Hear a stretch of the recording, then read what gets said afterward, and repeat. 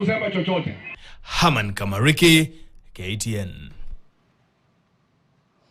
Matokeo ya awali ya uchunguzi wa ajali ya ndege iliyokatiza maisha aliyekuwa mbunge Murua Dikir Johana Ng'eno na watu wengine 5 mnamo Februari 28 yanaonyesha kwamba ajali hiyo ilichochewa na hali mbaya ya anga. Ripoti hiyo ya kitengo cha uchunguzi wa ajali za anga za ndege chini inaonyesha kwamba hali mbaya ya anga iliathiri uwezo wa kuona vizuri na kusababisha ndege hiyo kugonga mlima takriban mita 200 tu baada ya kupaa. Gloria Milimu ana taarifa hiyo. Baada ya siku 28 za uchunguzi wa ajali ya ndege katika kijiji cha Chepkiep, kaunti ya Nandi, ambayo iliua abiria 6 miongoni mwao aliyekuwa mbunge wa eneo la Murua Dikir Johana Ng'eno, matokeo ya awali ya ajali hiyo yanaonyesha kwamba ilichochewa na hali mbaya ya anga siku hiyo.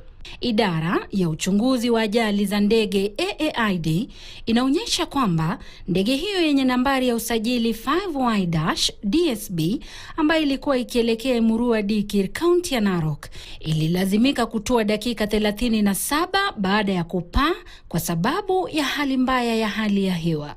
Hata hivyo, dakika chache za kupaa tena iligonga mlima mita 200 kutoka ilikokuwa imetua na kuua abiria wake wote. Ripoti hiyo inaonyesha kwamba abiria 5 walifariki papo hapo, huku wa 6 akifariki dakika 30 baadaye alipokuwa akisaidiwa na mhudumu wa afya mwanagenzi katika eneo la mkasa. Uchunguzi wa AAID vilevile umebaini kwamba ndege hiyo ilikuwa imefanya safari kadhaa kabla ajali hiyo bila kushuhudia changamoto zozote. Hata hivyo, huku uchunguzi ukiendelea ili kubaini chanzo kamili cha ajali hiyo, mojawapo ya masuala ambayo wapekuzi kutoka kitengo cha ajali za ndege watakuwa kidukua ni uamuzi wa rubani.